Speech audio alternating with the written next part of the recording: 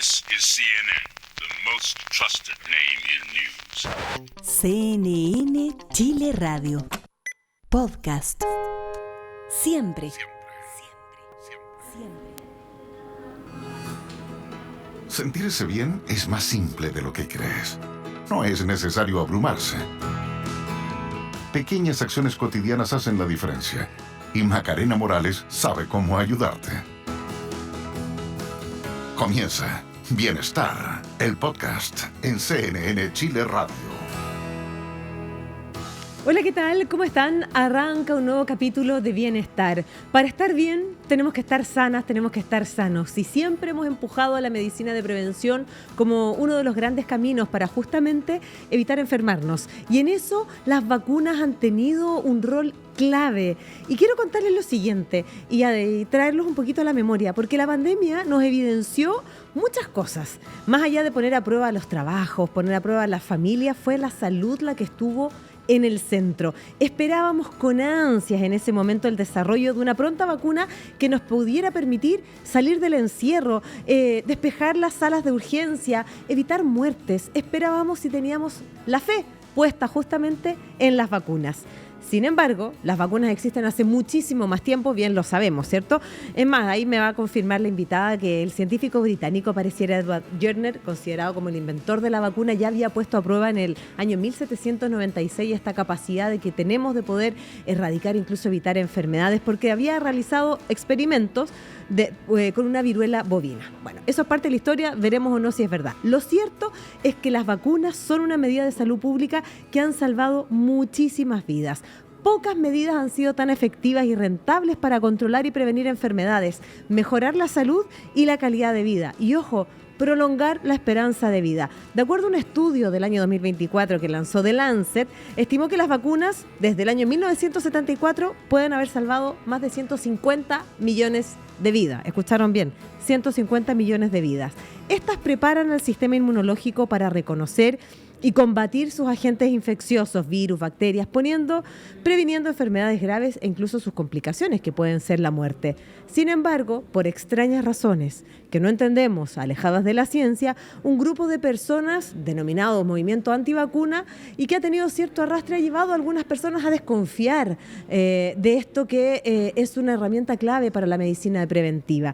Y por eso es que queremos reforzar esta comunicación, reforzar este mensaje, y tengo en esta mesa y le doy la bienvenida a Bienestar a la doctora Janet Davant. Ella es internista e infectóloga del Hospital Clínico de la Universidad de Chile y del Programa de Enfermedades Infecciosas del Adulto de la Universidad de Valparaíso.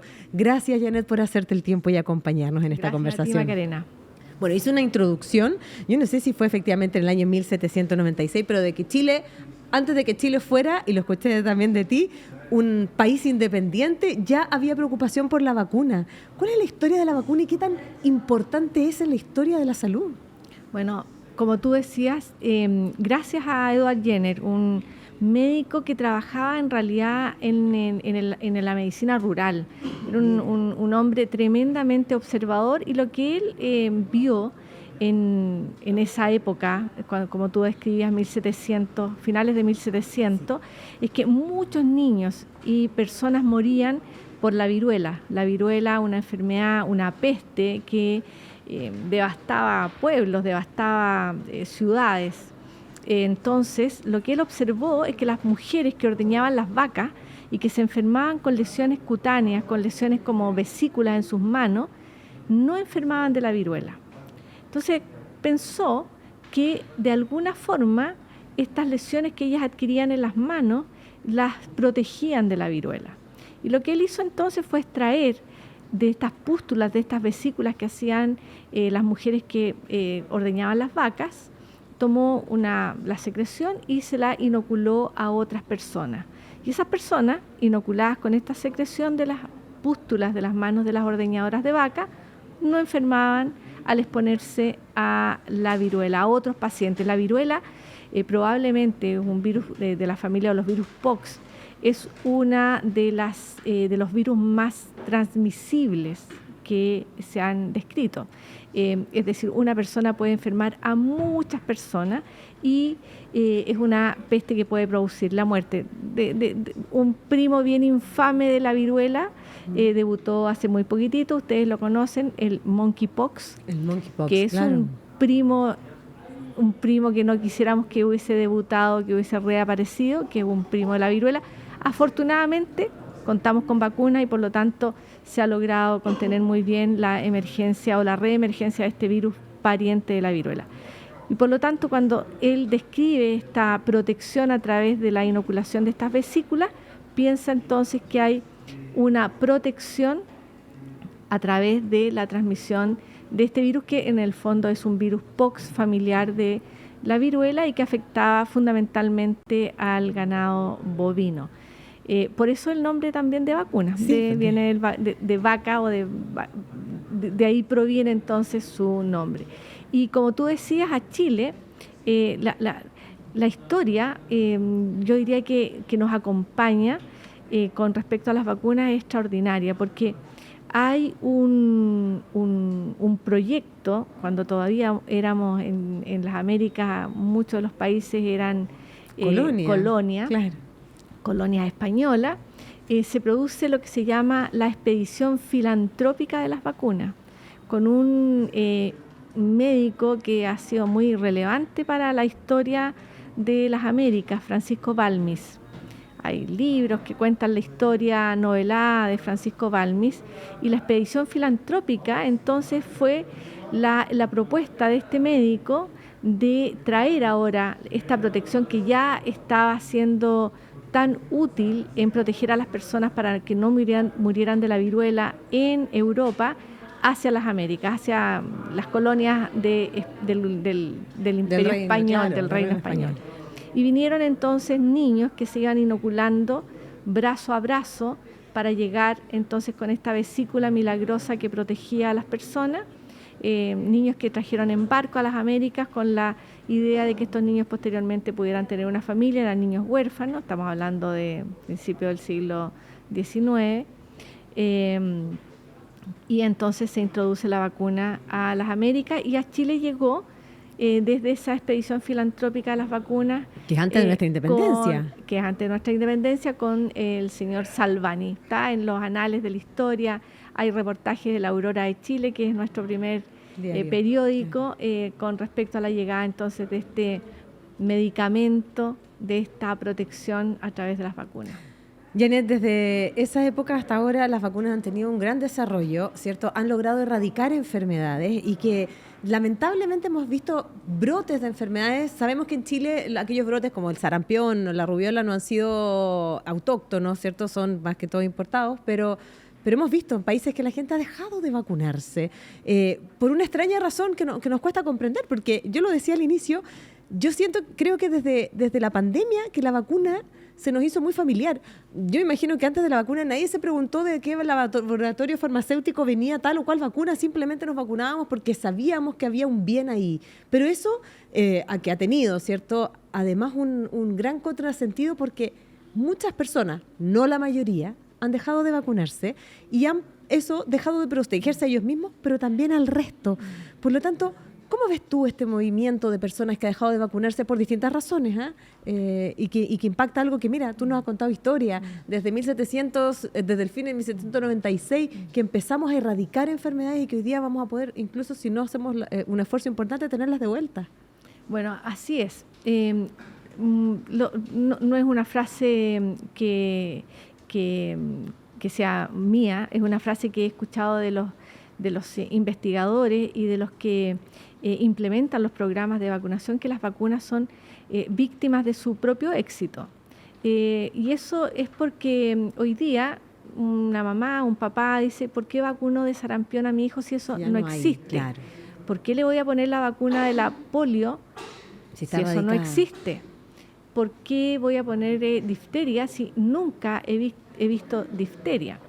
Y comienzan a ser víctimas de su propio éxito porque piensan, porque hay información, lamentablemente la información prolifera, los titulares proliferan, pero no leemos después el contenido y tampoco verificamos si esa información es verídica, tiene un respaldo científico. Entonces hay mucha información falsa respecto a las vacunas, lamentablemente.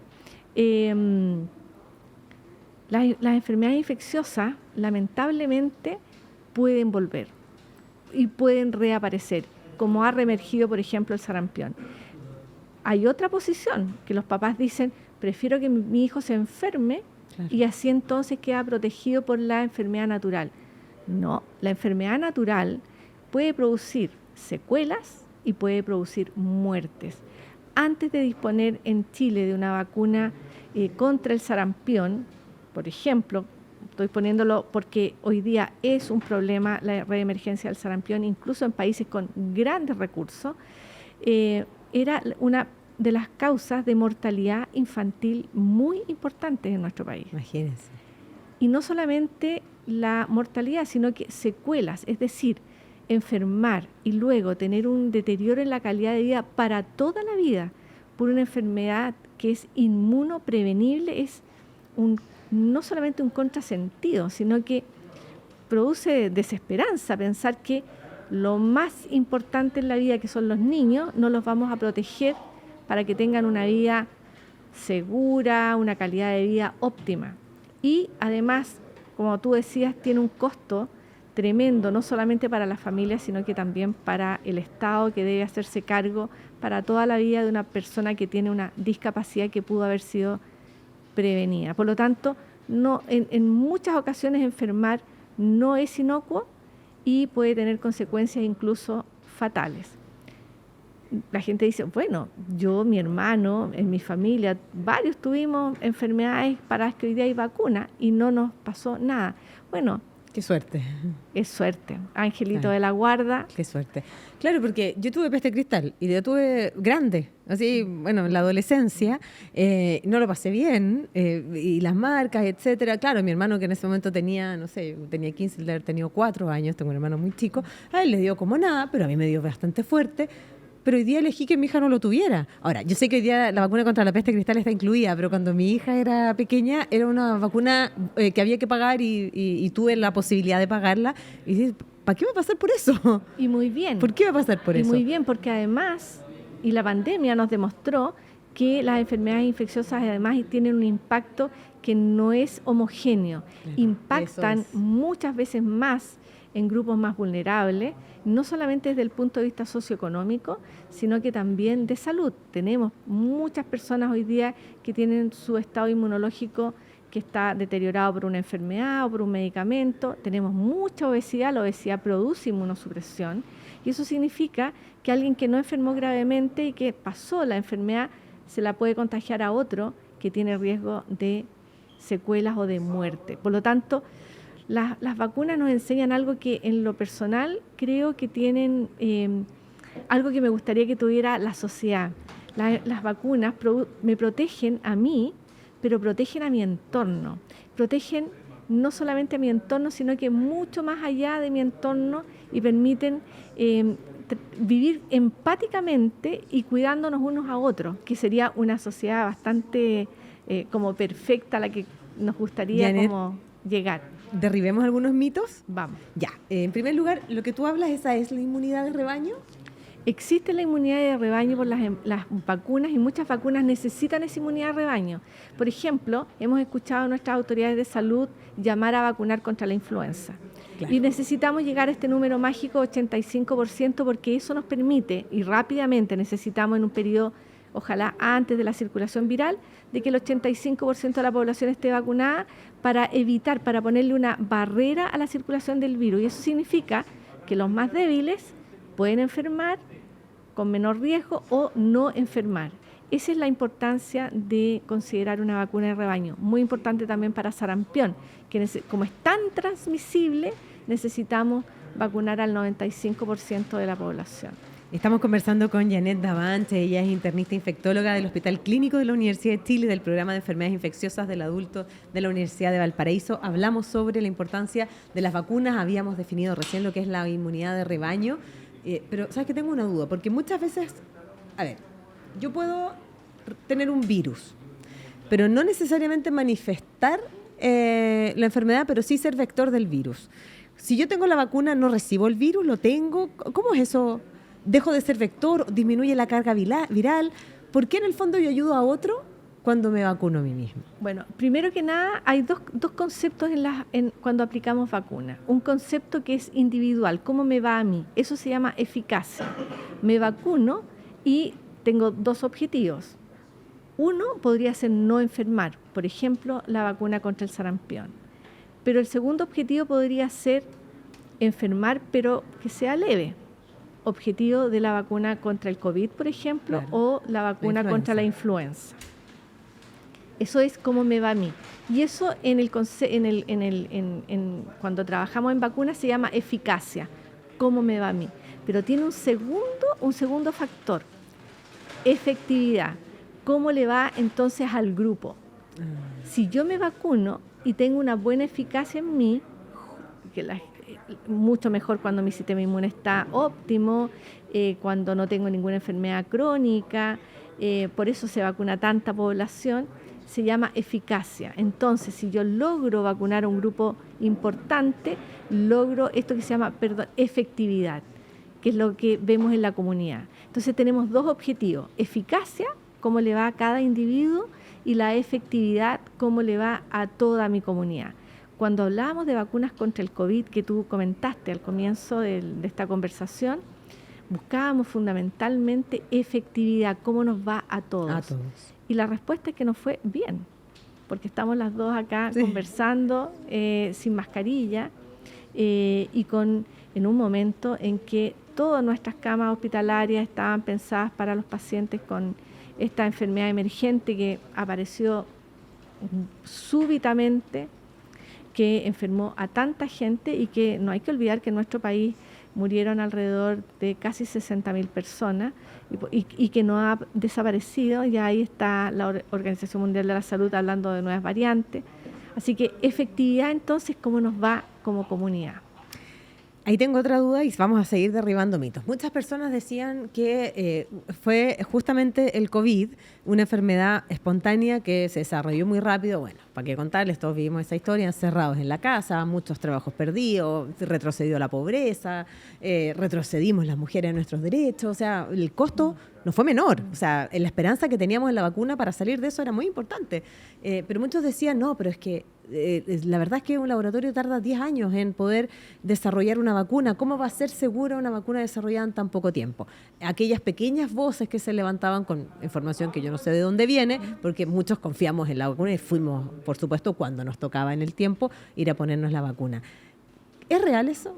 ¿De dónde venía ese mito, derribando mitos? Derribando mitos. El primer mito es que a un medicamento, los estudios para llegar a decir que un medicamento es útil, se hacen estudios comparando su efectividad, la calidad del medicamento, la seguridad, que es lo primero que tenemos. Pues si tengo una enfermedad, lo primero que quiero es que el medicamento esté muy por arriba de los efectos adversos, que sea efectivo y que tenga pocos efectos adversos.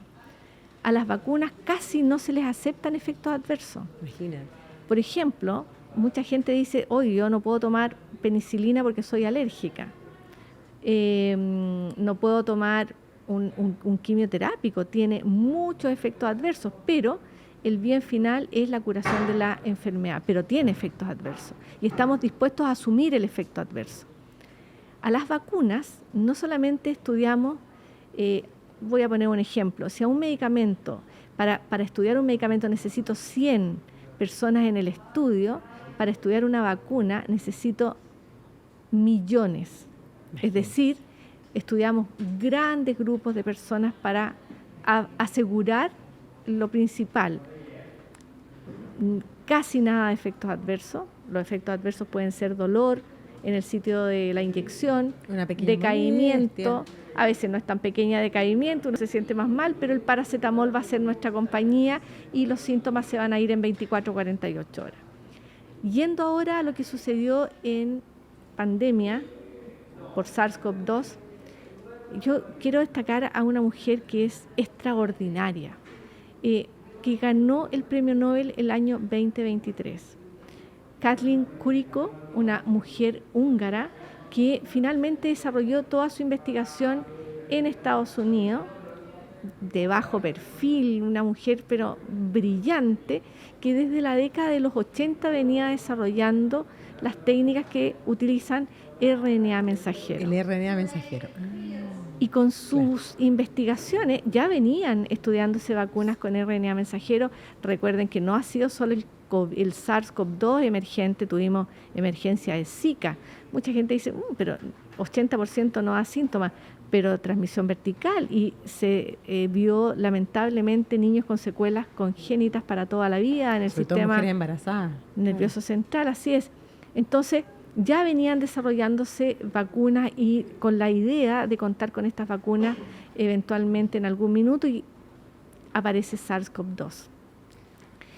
Y contábamos entonces con toda la investigación desarrollada por la doctora Carico, húngara, y afortunadamente... Fue bien reconocida con el Nobel. Y yo diría que bajo perfil, porque muy poca gente probablemente sabe que ganó el Premio Nobel de Medicina. Por lo tanto, investigación había. Yo siempre digo, estamos en el siglo XXI. Estamos ya completamos el cuarto de siglo del siglo XXI. Ponemos una cámara, un robot en Marte. O sea, tenemos las capacidades como para investigar mucho más rápido hoy día técnicas diagnósticas. A mí me habría gustado que alguien me preguntara cómo en 9 días lograron identificar que el virus que estaba afectando a los trabajadores del mercado de Huanan en Wuhan se demoraron 9 días. ¿Qué técnicas utilizaron para algo que no sabíamos que existía? Y nosotros en Chile ya contábamos con la biología molecular PCR, que se hizo famoso, me voy a hacer un PCR, reacción de polimerasa en cadena, otro premio Nobel del año 92, el doctor Karimulis, que nos permitió tener una herramienta diagnóstica tan rápido. Chile contó prácticamente ya a fines de enero, febrero, teníamos las herramientas diagnósticas acá, en un lugar tan distante, por la investigación, por gente pionera que ha desarrollado todas estas técnicas. Así que no son tan nuevas y el desarrollo viene de la década de los 80. Sigamos derribando mitos, Janet.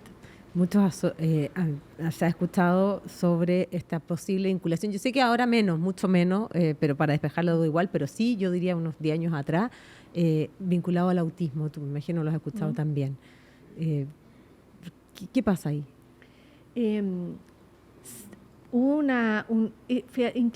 Esto es bien increíble. Hubo una publicación de un médico inglés en una revista bien prestigiosa, tú la mencionaste al comienzo, el de Lancet, que era una carta al editor con niños que él planteaba que en relación a vacunas estaban desarrollando autismo. Eran muy pocos niños, si no me equivoco son 12 o 16. Con esto se generó un ruido enorme en relación a adjudicar con este número pequeño de niños autismo en relación a el uso de vacunas. Fundamentalmente lo relacionaba a un producto que se usa para evitar que se contaminen las vacunas multidosis, que es el timerosal. Que es el coadyuvante, ¿o no? No es un adyuvante, es un preservante que evita que se contaminen las vacunas. ¿Y el timerosal, ese es el mercurio? Que es etilmercurio, que es una forma de mercurio, pero que no es tóxica, ¿ya? Países como Holanda, por ejemplo, dijeron, ya, veamos qué sucede. Sacaron el etilmercurio de las vacunas y el autismo aumenta. El problema es que ojalá lleguemos a tener la causa o las causas que llevan a la generación de autismo, que efectivamente ha aumentado en todo el mundo. Las causas se desconocen, pero se logró demostrar que no está asociado incluso con el retiro, que no está asociado. Consumimos mercurio porque hay contaminación de las aguas, etcétera, como tú dices, también en el consumo de productos del mar, pero se demostró que no era la relación que se estaba realizando no era real. De hecho, se le quitaron esta carta al editor de la revista de Lancet, se retiró, hubo un llamado a la rigurosidad en la revisión de los artículos a publicar, porque generan finalmente estos tremendos ruidos. Claro, la Y revisión en editorial. general, a pesar de que el etilmercurio no es un problema, prácticamente no lo usamos. Por lo tanto, seguir relacionándola tampoco tiene mucho sentido. No voy a entrar en los otros argumentos porque ya caían muchos de ellos para dejar de vacunarse casi en la ridiculez, que el chip, que no te iba a transformar en no sé qué cosa. Entonces, en eso no voy a entrar porque realmente hay argumentos que ya no resistían análisis. ¿De dónde viene entonces esto de algunas personas de dejar de vacunarse? Yo diría que hay... Porque ya los dejamos sin argumentos. Claro, pero yo diría que probablemente hay dos tipos de grupos de personas. Uno que no vale la pena discutir porque no se van a vacunar, no los vamos a convencer, que son los que se denominan antivacunas. Creo, no tengo ningún dato, que no son tantos, pero tienen bastante forma de expresar su molestia o su no deseo de ser vacunados porque encuentran múltiples argumentos que no tienen sustento en la ciencia. Pero tenemos otro grupo y que yo creo que ahí sí tenemos que hacernos cargo de personas que los llamamos más bien reticentes, es decir, tengo dudas porque escuché, tengo ansiedad de que me va a pasar algo, alguien me dijo que se vacunó igual se enfermó, o que se vacunó y le dio tal cosa, tienen dudas y postergan la vacunación por estas dudas. Y yo creo que ahí sí hay un problema. Me hago cargo, yo como médico, especialmente infectólogo, yo quiero decir también que los médicos de adultos estamos en deuda porque le dejamos la tarea de la educación de vacuna a nuestros compañeros pediatras, pero tenemos en el ciclo de vida hoy día que vacunar a nuestros adultos. Cada día vivimos más y tenemos muchos adultos con enfermedades crónicas a los que tenemos que ofrecerles vacunas para que no se les sume un problema más a su enfermedad crónica. Janet. Entonces, para contestar tu pregunta, creo que tenemos y una tarea muy importante, y por eso te agradezco la invitación a conversar de este tema, porque les debemos a ellos respuestas. Efectivamente, no ven sarampión. Entonces la pregunta es, bueno, ¿y por qué lo tengo que vacunar de sarampión? Porque reemerge como ahora. Y son pestes de niños, le daban a mis tíos, a mis abuelos, pero esas pestes mataban. Entonces son respuestas que tenemos que ofrecerle a las personas que tienen estas dudas respecto a las vacunas. ¿Me va a dar un tromboembolismo? ¿Me va a dar un émbolo? ¿Voy a tener un accidente vascular? El COVID, lamentablemente, es un virus que afecta a todos nuestros órganos, a todos, llega a todos lados, y es el culpable de muchos de los tromboembolismos y los accidentes vasculares que vimos durante la pandemia. Estamos conversando con Janet Davant, internista, infectóloga del Hospital Clínico de la Universidad de Chile y Programa de Enfermedades Infecciosas del Adulto de la Universidad de Valparaíso. Estamos hablando sobre las vacunas. Hemos derribado ya muchos mitos en torno a las vacunas, pero hay una preocupación. A ver, tú me ayudas si es que estoy en lo equivocado. Nosotros estamos grabando este podcast en junio del año 2025. Entonces, en el invierno del año 2023 hubo un gran problema con el virus sincicial. Tú te acuerdas incluso una guagüita que había fallecido, que no encontraba cama, etcétera.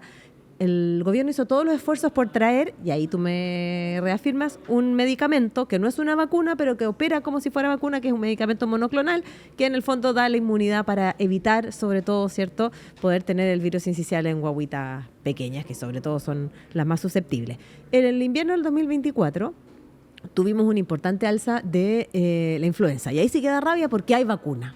Y hay vacuna disponible. Bueno, podemos culpar al empedrado, no es la idea, pero que si hubo o no campaña de reforzamiento y todo, bueno, todos tenemos una responsabilidad en esto de saber sobre todo que nuestra población de riesgo es la que tiene que vacunarse. Y ahora, en el año 2025, tenemos un problema porque sabemos que justamente la vacuna del sarampión, rubiola y papera, dime si estoy en lo correcto, ha tenido una baja significativa. Y por eso es que también tenemos que hacernos cargo. El año pasado había que reforzar el mensaje porque la población de riesgo y aquellas personas que puedan acceder, no siendo la población de riesgo, tienen que vacunarse contra la influenza. Hoy día hay que empujar a aquellas mamás, papás, sobre todo en la segunda dosis de esta vacuna, a que vacunen a sus hijos, porque probablemente la rubiola no es un tema de ahora, pero si resurge es un problema grave. Las mujeres embarazadas con rubiola es un problema. La papera en los hombres también. El sarampión ya lo has explicado. ¿Qué situación enfrentamos hoy día también cuando en Chile tenemos un esquema de vacunación impecable, muy bueno. Bueno, para empezar, primero... ¿Lo dije bien todo? Muy bien. Ya. Para empezar, tenemos un programa de vacunación, de un PNI, un Programa Nacional de Inmunizaciones impecable. Ojalá todo en salud lo pudiéramos enfrentar de la misma forma, porque acá es para todos. Es un beneficio, yo podría llamarlo que es un bien del Estado, que llega a todos, desde el rincón más escondido del país a la ciudad y a la región metropolitana, y donde tenemos el mayor número de centros de salud. Es una prevención, es decir, estamos evitando enfermedad, secuelas y muerte. Tú mencionabas al virus VRS. El VRS, la campaña de invierno, que todos hablábamos, va a partir la campaña de invierno, reconversión de cama, fundamentalmente se hacía en el ámbito pediátrico. Y los médicos, los servicios de adultos tenían que prestar camas a los servicios pediátricos. Claro, para los niños. Y el culpable de esta debacle era el virus sincicial. respiratorio sincicial, que no solamente produce enfermedad pulmonar, muerte en los niños, una causa de mortalidad infantil, también produce otras secuelas a nivel del sistema nervioso central, muchas alteraciones, muchas secuelas investigadas por investigadores chilenos, y ahí le saco el sombrero a Alexis Calergis en sus investigaciones, incluso en la investigación de una vacuna para el VRS. Pero lo que tenemos hoy día es un medicamento monoclonal. Tenemos dos cosas, ahí te cuento. Sale en la investigación este anticuerpo, que son las defensas ya listas, que se llama anticuerpo monoclonal, el Nirsevimab, un producto caro, disponible para ser utilizado en los niños. Tengo la fortuna de haber sido todavía parte del Comité Asesor de Vacunas e Inmunización, por eso se llama e-inmunización, porque no solamente son vacunas, tenemos otros productos que protegen, que no son vacunas, como el anticuerpo monoclonal llamado Nirsevimab para el virus respiratorio sincicial. Y me tocó trabajar en este documento de propuesta para incorporar este producto para todos los niños que nacían en un periodo de circulación del virus VRS. Tan exitosamente que no tuvimos fallecidos, es decir, el resultado es fantástico. No tuvimos camas ocupadas y por lo tanto nuestro sistema de salud pudo seguir resolviendo otros problemas. Sabemos que siempre estamos enlentecidos con nuestras camas porque no son suficientes para resolver probablemente todos nuestros problemas de salud. Listas de esperas, por ejemplo. Claro. No tuvimos fallecidos. Y costo efectivo, a pesar de que cada unidad que se le pone a cada recién nacido es carísimo, tiene un costo muy alto, los estudios de costo efectividad que se hicieron dijeron, vamos, el Estado tiene que hacerse cargo, a pesar del costo, porque es costo-beneficio, ni una duda. Y se ha mantenido esta medida para todos los niños que nacen entre octubre del año anterior, por ejemplo, del año 2024, que no lo recibieron el 2024 y que están en su periodo de lactante durante la circulación del virus respiratorio sincicial. Te decía que hay otra cosa porque hay vacuna para el virus respiratorio sincicial, se ha desarrollado, costó muchísimo, es un virus difícil de manejar. ¿Pero muta como la influenza? Costaba desarrollar un producto que produjese en el sistema inmune un anticuerpo que fuera realmente protector, ¿ya? Para virus VIH, por ejemplo, todavía no logramos contar con una vacuna que permita preventivamente evitar que las personas se enfermen. Así que pero para esto se logró. Y hay vacuna, está aprobada en Estados Unidos, ya está en los programas para los adultos y para las embarazadas. En Chile todavía está... Tenemos el medicamento. estamos mirando las vacunas, pero también se han desarrollado vacunas en Chile. Sí. Alexis Kalergi, nuevamente, que ha estudiado mucho el virus respiratorio sincicial, ha estado muchos años desarrollando una vacuna que se llama recombinante, que es muy inteligente su proyecto porque lo que hace es tomar la vacuna de la tuberculosis, el BCG, e incorporarle ciertos trocitos del virus PRS. No es el virus, son fragmentos del virus, como ponerle el neumático Claro. a un sin tener el auto, o sea, no tengo el auto, tengo solo el neumático, a la vacuna de la tuberculosis y poder administrársela al momento de nacer. Y ya hay estudios de seguridad que han demostrado que es segura, han demostrado también que produce anticuerpos protectores y bueno, falta todavía el desarrollo de qué es lo que va a pasar. Por eso ha sido elegido uno de los 100 investigadores más importantes en el mundo, pero va para allá, es decir, vamos a tener otros productos que ofrecer a los niños para el VRS. Y los saludamos también porque es muy generoso con nosotros cuando queremos hacer preguntas, sobre todo quienes nos movemos en esta área, para también respondernos todas las dudas. Así que también un saludo por lo que está haciendo y la capacidad de comunicarlo. Si tenemos un programa, un esquema muy, muy generoso de vacunas, ¿cierto? ¿Qué pasa? ¿Qué pasa? Es verdad que ha bajado la vacunación, sobre todo en esta segunda dosis de la viruela, la rubiola y el sarampión. Van los 3 en 1, ¿cierto? Sarampión, rubiola y parotiditis es una vacuna que llamamos trivírica, que la ponemos al año de vida, donde vamos muy bien. Las mamás parece que hasta ahí hasta el año estamos muy bien. Mamás y papás. Pero cuando los niños ya también llegan al colegio, que la ponemos a las 36 semanas, o están en el periodo ya que están yendo de transición, ahí cae esa cobertura.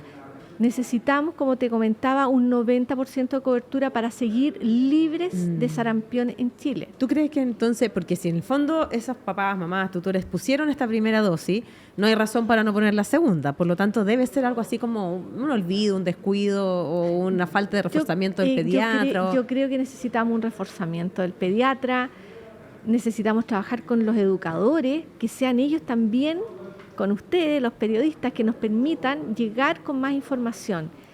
Sarampión, como tú decís, es devastador, puede matar, no sabemos. Es como cruzar todo el tiempo con luz roja. Probablemente no me pase nada, pero en algún minuto me va a pasar. Y las consecuencias tampoco las sé, son impredecibles. Por lo tanto, es preferible cruzar con luz verde, asegurarse de disminuir el riesgo. Y para nuestros niños, la luz verde es tener su esquema completo de vacunas. Hemos recibido en Chile, no es una novedad, muchísima población migrante. Y bueno, eso ha abierto muchas discusiones, pero quiero detenerme en solo una. Es que han llegado muchas niñas y niños y adolescentes también que quizás vienen con un esquema de vacunación distinto. ¿Eso también ha impactado o no? Es un tema bien importante. La gran mayoría de las personas que migra fundamentalmente obligadas. Claro. Se mueve porque hay dificultades en sus lugares, en sus territorios, en sus regiones, y muchas veces esas regiones, por eso las personas migran, tienen dificultades, y una de las cosas que sucede es que se caen los programas de salud, y entre eso un programa caro, muy caro, es el programa de vacunación. Considerando esto, entonces el Programa Nacional de Inmunizaciones tiene un programa para niños y niñas de puesta al día, gratuito, asequible, independiente si está registrado o no está registrado, tiene su condición de migración legal o no, porque es un problema generar brotes dentro de un país con una condición que nuevamente es una prevención. Así que en Chile, el Programa Nacional de Inmunizaciones cuenta con un programa de puesta al día para niños y niñas que no tienen o registro, que no pueden demostrarlo, para ser puestos al día con sus vacunas. Por lo tanto, este llamado humano, sabemos lo difícil que es de tener que llegar por razones muy complejas a otro país, ¿cierto? Sabemos lo complejo que es, las condiciones muchas veces no son las óptimas, y dejando de lado todo eso humano, hacer este llamado que la población migrante tiene derecho a vacunarse más allá de cuál sea el estado de sus papeles por un tema de salud pública. Y eso es un gran mensaje. Pero hay otros nacidos, yo, entre 1981 y 1971, ¿cierto? Que por alguna razón hay que reforzar esa vacuna. Y mi duda es, y esto es una duda, yo estoy en esa etapa etaria. Ya nací entre el 81 y el 71, justo el 81 por lo demás. Por lo tanto, ¿tengo que ir a vacunarme? ¿Es porque no hay registro o porque nunca me vacunaron o porque no sabemos? Y si es que me llegaron a vacunar con esa segunda dosis, ¿no hay ningún problema recibirla por tercera dosis ante la duda? Será muy buena pregunta. Es que esa es mi duda personal, ¿ah? Para eso era todo. Ya, te vamos a cobrar barato. Eso. La razón por qué estamos vacunando entre el 70, toda esa cohorte nacido entre el año 1971 y 1981 tiene dos razones, o tres. Uno, porque no conocemos bien, nuestro programa tiene datos de cobertura. Yo te puedo decir 74% cobertura con segunda dosis de sarampión, rubéola, parotiditis, porque tenemos algo que es extraordinario, el RUT. Y tenemos un registro nacional de inmunizaciones. O sea, yo sé si te vacunaste en la isla de Pascua, cuándo te pusiste, qué vacuna te puse, qué lote te puse. Es decir, tenemos una muy buena información en Chile. O sea, tenemos que estar orgullosísimos de la información. Pero entre el 71 y el 81 no teníamos esa información porque no existían las planillas Excel. No es exacta, ¿ya? Teníamos vacuna. La vacuna contra el sarampión se incorporó en Chile por la década del 60, 64, por ahí. Era sarampión solita. Pero no es la misma vacuna moderna que tenemos hoy día. Bueno, una muy buena vacuna nos permitió erradicar el sarampión. Entonces tenemos ese grupo que probablemente recibió una dosis o no recibió ninguna dosis, pero además tampoco enfermó, porque prácticamente veníamos erradicando el virus. Claro. Por lo tanto, tampoco sabemos que son susceptibles de enfermar. Y una persona susceptible de enfermar puede enfermar a muchos. O sea, obligación ir a vacunarme. Salgo de acá y voy. Claro. Entonces, la indicación es, hoy día, vacunarse. Tuvimos esta indicación para los viajeros. Todos los viajeros que salían deberían haberse vacunado, pero como no hay mucha información, probablemente no estaba en el oído de las personas, no se vacunaron. Ahora, hay que vacunarse, viaje o no viaje. Una dosis está disponible en los vacunatorios para ponerse al día y las razones son fundamentalmente esas, que probablemente recibió una sola dosis o ninguna, y que tampoco enfermó porque era un periodo en que no teníamos circulación del virus sarampión. Por lo tanto, esta pregunta me la hacen muchas de mis amigas y compañeras que tenemos básicamente la misma edad. Me dicen, pero si tal vez me vacunaron, ¿me hace mal vacunarme de nuevo? No, porque en Chile vacunarse. Incluso hay 2 dosis. Exacto. ¿Y qué pasa con los nacidos antes de 1971? Nos enfermamos, porque era tan frecuente. Por eso es que antes del 71. Teníamos epidemias y la gente, por eso teníamos una mortalidad infantil tan alta. La principal causa de la mortalidad infantil eran las infecciones. Y en la medida, tú decías que las vacunas han tenido un impacto enorme. La introducción de las vacunas nos han permitido reducir de forma significativa la mortalidad infantil y las secuelas. Por supuesto que junto con otras medidas, el parto cuidado, el parto por profesional, etcétera, pero y vacunamos a nuestras embarazadas también para proteger al recién nacido. Entonces la respuesta para ti es que te tienes que vacunar, que si alguien ya se vacunó y no lo sabe, no va a pasar nada. Solo una alerta, que es una vacuna que si una persona está con una quimioterapia o está tomando un medicamento que baje sus defensas, conversarlo con su médico. Perfecto, entonces hay que vacunarnos. No hay más explicación, sobre todo porque tenemos que tener esta responsabilidad con nuestra sociedad, una enfermedad que en Chile ha erradicado, y cada vez que se erradica una enfermedad, el esfuerzo que hay detrás no es menor. No es menor como para que alguien se lo tome a la ligera y decida no vacunarse, porque es una responsabilidad colectiva de aquellas personas que vivimos en sociedad. Por lo tanto, ya mira, aunque no lo creas, han pasado más de 40 minutos en esta conversación que para mí ha estado muy interesante, muy, muy importante.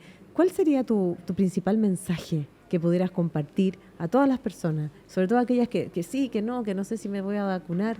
¿Cuál es el mensaje que hay que entregar? Bueno, lo primero es que las vacunas salvan vidas. El segundo es que no solamente salvan vidas, sino que salvan una muy buena calidad de vida. las vacunas están hoy día introduciéndose para evitar cánceres, para erradicar el cáncer. La vacuna de la hepatitis B, la vacuna del virus papiloma, y otras vacunas que vienen en el camino. Incidentalmente, a mí, en lo personal, hay enfermedades que me dan mucho susto. No quiero tenerlo, voy a tocar. Demencia, Alzheimer, por ejemplo, ¿no es cierto? Incidentalmente, los investigadores que desarrollaron la vacuna para el zóster, ¿no? Que es pariente de la vacuna varicela que le pusiste a tu hija, pero que la ponemos en los adultos para evitar que el virus varicela zóster vuelva a aparecer, ha demostrado reducir de forma significativa el Alzheimer.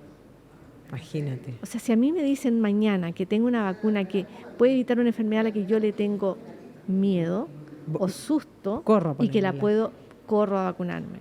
Por lo tanto, las vacunas hoy día no solamente están en el camino de evitar muertes por enfermedad infecciosa o evitar secuelas, sino que también entre esas secuelas están erradicar cánceres, que son muy relevantes, o enfermedades como lo que acabamos de mencionar, el Alzheimer.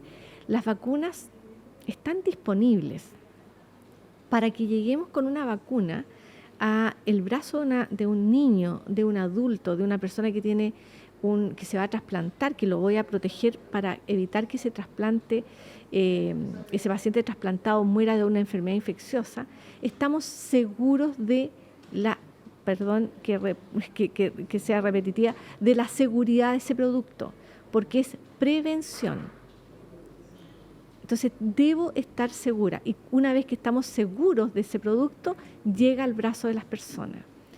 Y por otro lado, creo que una de las condiciones fundamentales es que es un producto tremendamente empático con la sociedad, porque vuelvo a lo mismo, eficacia me protejo yo, efectividad protejo a toda la comunidad. Es decir, se multiplica el valor de la vacunación cuando estoy vacunándome yo, porque estoy protegiendo también al resto de la comunidad. Perfecto. Y están disponibles, son gratuitos. Están disponibles y además en Chile tenemos el privilegio de contar con un gran plan de inmunización que está disponible en los consultorios para poder acercarnos, vacunar, cumplir con esta responsabilidad individual y colectiva. Janet Davant, internista infectóloga del Hospital Clínico de la Universidad de Chile, el programa de enfermedad infecciosa de adultos de la Universidad de Valparaíso. Bueno, como ya lo saben, me imagino también una conocedora de la historia de la infectología por todo lo que nos viniste a enseñar.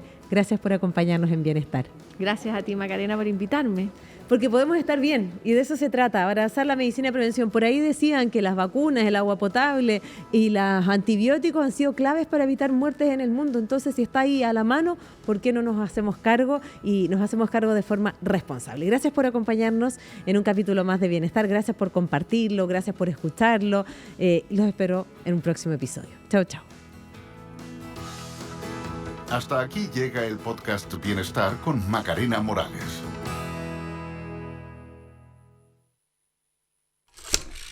This is CNN, the most trusted name in news. CNN Chile Radio. Podcast. Siempre. Siempre.